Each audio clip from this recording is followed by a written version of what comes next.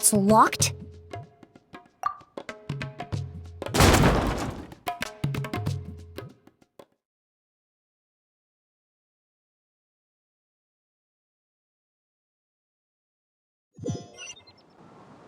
Lucian!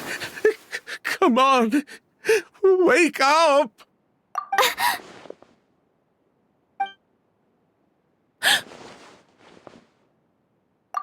Emily, my brother, he's gonna be okay, right? He's just unconscious. Like what happened to Edgar. I'm sorry, Mr. Sylvain, but we were too late this time. No, that's not possible.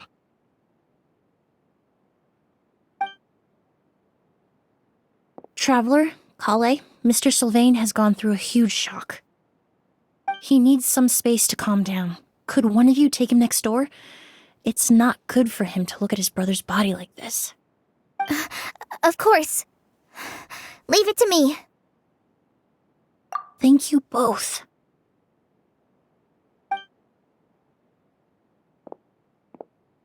Mr. Sylvain, let's get you up. Here, take my hand. Nice and slow.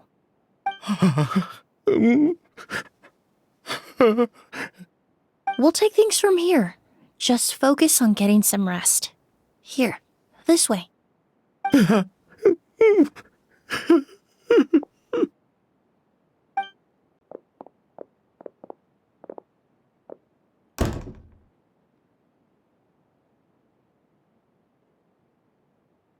Poor guy. He's like a shell of his former self.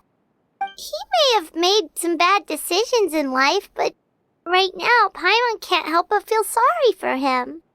Good person or bad, the death of a loved one is equally painful. All the moments he shared with his brother, every hardship and triumph they endured together, are now memories he has to carry alone. If Kiria really was behind this, then what exactly did he do to Lucian? Lucian can no longer speak, but the traces left behind by his death most certainly can. Traveler, I've got things covered here at the scene. I'll leave you to contact the sheriff.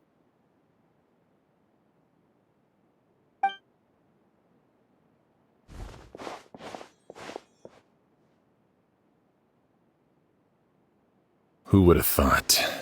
Yesterday's case is still up in the air, and now this happens. Miss Emily, I heard you're an experienced forensic doctor. Have you been able to discover anything? Oh, I'm not actually a forensic doctor. I just happen to have some relevant knowledge. I did take a look, though. Judging by the temperature and rigidity of the body, it appears the time of death was sometime last night. I'd have to do a more thorough investigation to find out more. Then, would you mind helping us investigate? Before he left, Tainari said we could trust your judgment if something like this were to happen. Of course, I appreciate your trust. Many of the traces left behind at the scene will fade with time, so the sooner we investigate, the better. We'll help too. We don't know much about dead bodies, but you can leave the other clues to us.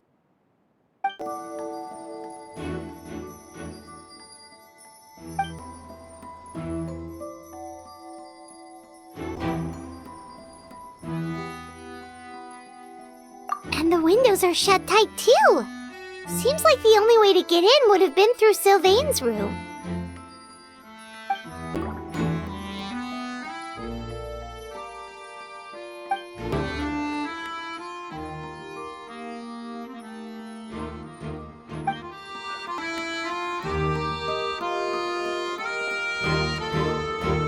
So, did you find anything?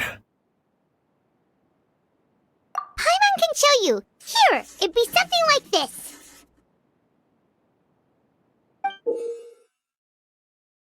But entering through the room next door without alerting Sylvain... Wait, you don't think Sylvain could have been the one who... No, his reaction to the loss of his brother seemed genuine, and he doesn't have a motive. Then what could have happened last night? I know Sylvain is still in shock, but he's our only available witness. We have to take his statement. I agree. Also, I've made some... Mr. Sylvain, I need you to tell me everything you and your brother did since yesterday afternoon.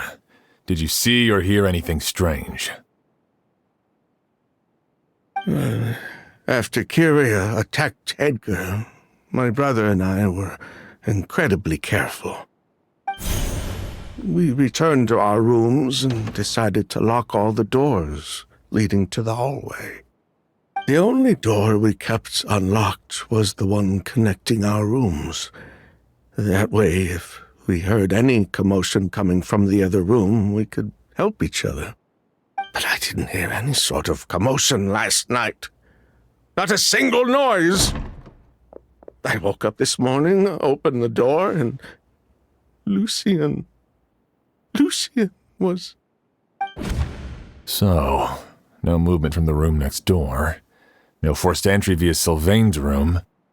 No signs of a struggle at the scene. And no external injury on Lucian's body. What kind of cause of death are we dealing with here? I did notice a few things about the body.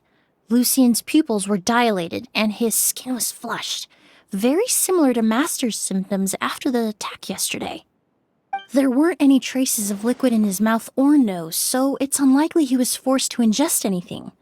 The more plausible explanation is that he inhaled a substance without knowing it, and I'd say that substance was likely a ghost. A goose? No, that's not possible. Inhaling a goose won't kill you. And anyway, it would have been for just one night. No, that's not what I meant. Emily, you ran your tests, didn't you? Go on, tell everyone whether you found any poison. No, I didn't find any common toxins. See? A ghost is harmless. The market response proved that years ago. That may be true for most people, but not for everyone.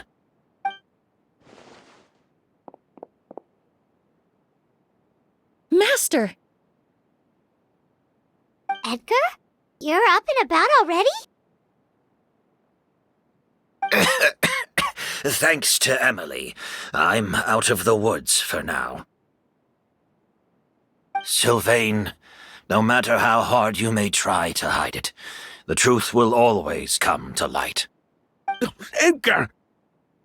Even if we could keep it a secret for another 10 or 20 years, do you think Kyria would just let us be? No, he would never give up. Not if he's doing all of this for Yelena.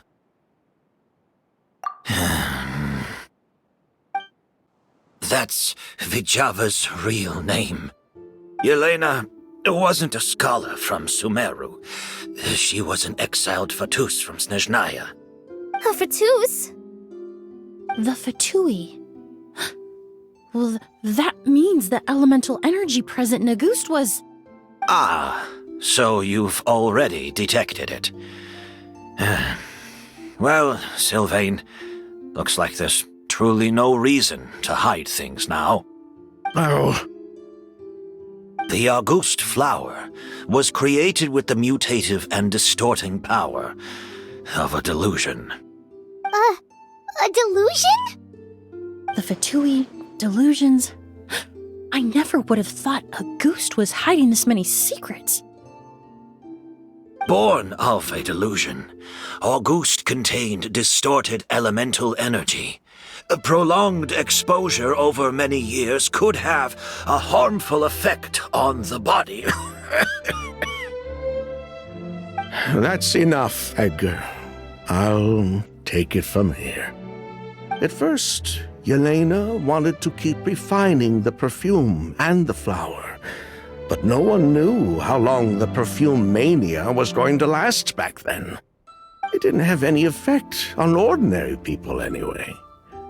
Every day we postponed going to market was another day of lost earning potential. So you decided poisoning people was worth the risk? Listen, it's not like it was good for business. But all that talk about a goose being harmful over time, Yelena was just speculating. The impact was practically negligible. Unless you were particularly sensitive to elemental energy or had an entire bottle shoved down your throat like Edgar.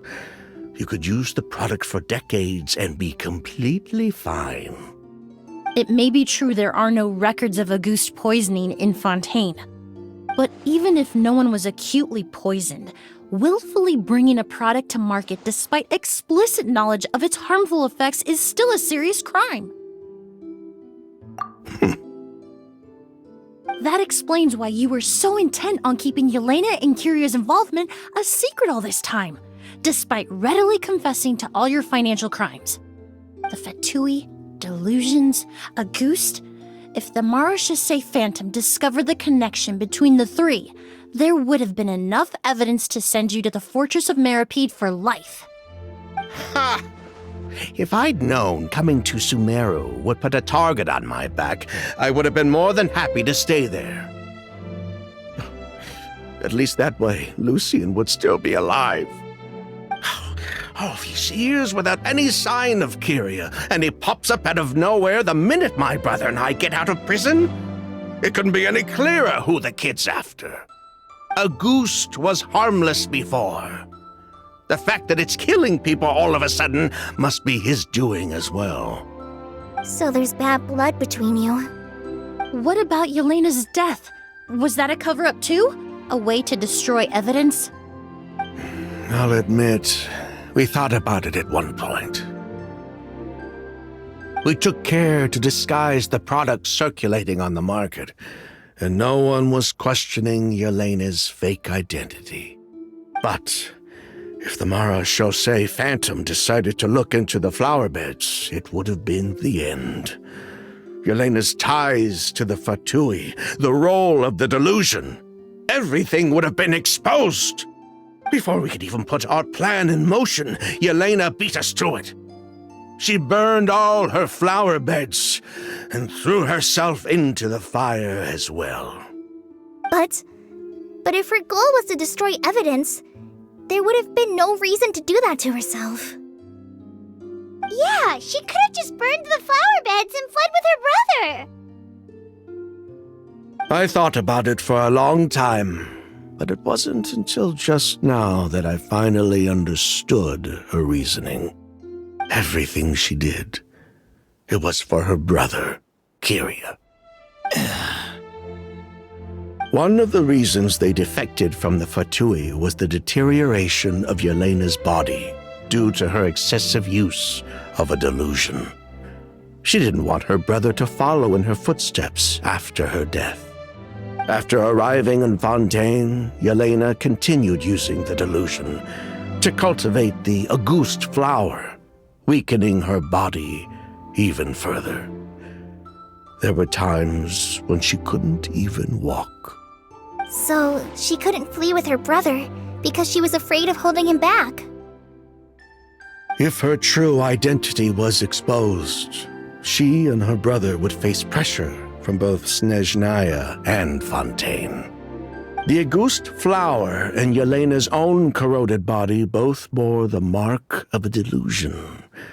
There would have been no way to avoid suspicion. So, in the end, she burnt it all to ash, including herself. With all the evidence erased, Kyria was free to take the Mora and run. So the wealth you earned from Auguste, it wasn't destroyed in the fire. Yelena gave it to her brother? Most likely. Before Yelena died, she said if anything happened to her, she was going to leave everything to her brother. We just didn't realize she meant our cut as well. That's why Lucian and I were searching for Kyria, to take back our Mora and the Auguste flower. We just didn't realize Kyria was baiting us the whole time. It was all a trap. But why is Kyria out for revenge? he know about Yelena's decision to sacrifice herself? I don't think he knew his sister was nearing death. Yelena always wore heavy makeup around him to conceal her deteriorating appearance. She kept herself busy with work to keep out of sight. That way her brother wouldn't notice how she could barely walk. Then all we'll need to do is tell Kiria what really happened, and then he'll give up on his revenge. I'm not so sure. Even if he knew the truth, he'd still find someone to blame. He might think Yelena was forced into using a delusion to cultivate a ghost, or something like that. It's hard to pull yourself out of that kind of hatred, especially when you've been living in that headspace for so many years. Very true. Even if Yelena's death was her own choice, I wouldn't call myself innocent either. Edgar, what are you talking about? Think about it, Sylvain. If we hadn't been in such a hurry to capitalize on the perfume mania all those years ago, do you think Yelena would have elected to take those risks? If we hadn't been so blinded by greed, so insistent on increasing the scale of the flower cultivation, do you think Yelena's health would have deteriorated as fast as it did? If we hadn't invited the Marechaussee Phantom to our doorstep by breaking the law at every turn, Yelena could have survived. She knew her limits. She knew her days were numbered. Maybe it was for her brother, but she was in it for the Mora just as much as us. We were just trying to earn a bit of Mora. And what, we deserve to die for that? Target me for being the mastermind, sure. But what about Lucien? He was just following my orders. Lucien's crime, was it really so extreme that he had to pay for it with his life?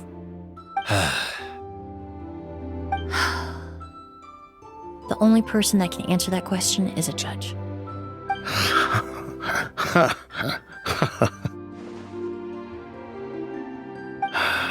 Fine. I've said my piece anyway. Drag me back to Fontaine to stand trial. I don't care. 3 people from Fontaine, 1 from Snezhnaya, and a crime committed in Port Ormos. What a headache. Well, we can only wait until the Academia sends someone to deal with it. I'm guessing we'll have to contact Fontaine as well. In any case, we won't really know anything until tomorrow. With the exhibition, we don't even have space in Port Ormos to detain anyone. Such a headache. The hotel could suffice. You could station a few officers to keep an eye on Sylvain and myself. Although with Sylvain's mental state and my physical one, I don't think you need to worry about a jailbreak. Mr. Edgar, are you saying... If Sylvain is to stand trial, then I deserve the same fate. A crime is a crime, accomplice or not. I'd just like to take care of a few things before I go. Say goodbye to my plants and all that. As for Sylvain, I'm sure he also has some goodbyes of his own. Would you be willing to grant that request, Sheriff? Well, all right. I'll talk to the Academia. No matter who you were in Fontaine or what crimes you committed, the man we grew to know in Sumeru proved himself to be a good person. Your request is granted. You have my thanks, Sheriff.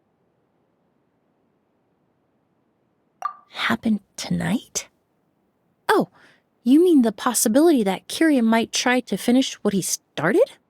Yeah, all we know is that he uses a goose to poison people, but we still have no idea how to catch him in the act. If he targets Sylvain or Edgar again, we might not be able to stop him. That may be true, but what if we can take advantage of his desperation? If we take advantage of this situation and lure him in on purpose, we might finally have the chance to talk to him. Master, no. That's too dangerous. Ha! So, that's your plan. If Kyria learns we're being taken away tomorrow, his last chance to enact his revenge would be tonight. In other words, you want to use us as bait to capture him. Capture? Not necessarily. I just want to talk. What? Are you afraid of him? Afraid? This is my only chance to make him pay for what he did. I'm spending the rest of my life in prison anyway. I can't just sit back and let him ride off into the sunset with our fortune. There's no way I'm letting him get away with it. Not after what he did to Lucian. As for the danger, everyone else just needs to make preparations in advance to protect us. I'll admit, it could work. We just need to spread the word that Edgar and Sylvain are leaving tomorrow. Then I'll station some of my men around the hotel. If we have your assistance as well, our chance of success would be even higher. I still have some reservations. But if you insist on carrying out this plan, I won't deny you my help. I'll also keep watch. Although I think Sylvain and myself should remain alone in our respective rooms. If Kyria noticed another person in the room, he might decide to turn back. And besides, it's possible he's already transformed Auguste into a potent toxic gas. You mean if he doesn't see a way to get his hands on the two of you, he might get so desperate that he'll just start using Auguste on everybody? If that were to happen, everyone standing guard, even the innocent citizens in Port Ormos would all be in danger. That's why everyone else needs to keep to the shadows.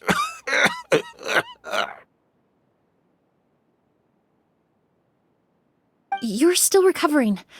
You need to rest. This old pack of bones doesn't bounce back like it used to. I suppose I'll just have to leave the rest to you.